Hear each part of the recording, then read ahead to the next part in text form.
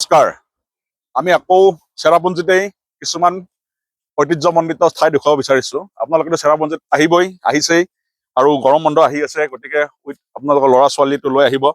গতিকে চেৰাপুঞ্জীত আহিলে এইবাৰ অকল প্ৰাকৃতিক সৌন্দৰ্যখিনি উপভোগ কৰি ঘূৰি নাযাব। ইয়াত কেইটামান পুৰণি প্ৰাচীন আৰু ব্ৰিটিছৰ সময়ৰ চাবলগীয়া বস্তু আছে আৰু শিকিবলগীয়া, জানিবলগীয়া, উপলব্ধি কৰিবলগীয়া বস্তু আছে।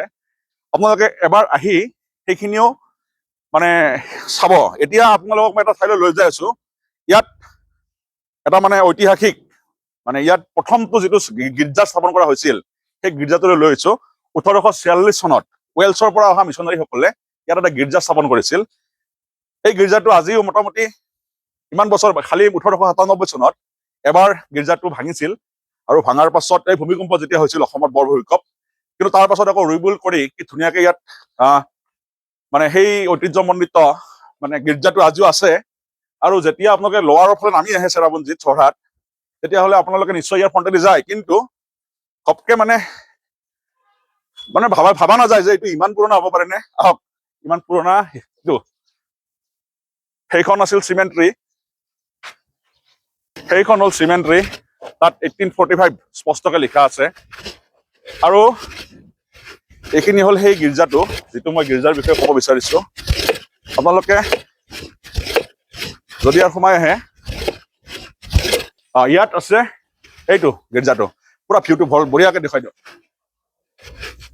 এইফালে চিমেণ্ট্ৰী আছিল 1845-ৰ। এইটো চাৰ্চ, ফলকখন এইফালে এবাৰ ঘূৰাব লাগে।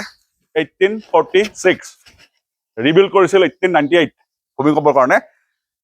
আৰু যিসকল মিছনাৰীয়ে ইয়াত ছাৰ্ভিচ দি গৈছিল, তেওঁলোকৰ নামবোৰ খুব সুন্দৰকৈ ইয়াত লিখি থৈ গৈছে। এওঁলোকে সুদূৰ ৱেলছৰ পৰা, ইউকেৰ, ইয়াত আহি আমাৰ মানুহে কালিলৈকে 5 বছৰ 10 বছৰ আগলৈকে কিমানকে আহিব বোলে টান পাইছিল বা ভয় খাইছিল, সেই চহৰত তেওঁলোকে 1845-46 চনৰ 41 চনৰ পৰা তেওঁলোকে আহি ইয়াত ছাৰ্ভিচ দিছিল।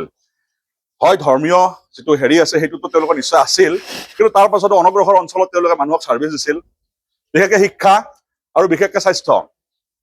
গতিকে এই মানুহখিনিক ইয়াত সেনেকে শ্ৰদ্ধা জনোৱা হৈছে। এইফালে আৰু এখন ফলক আছে, এইখন এখন ফলক।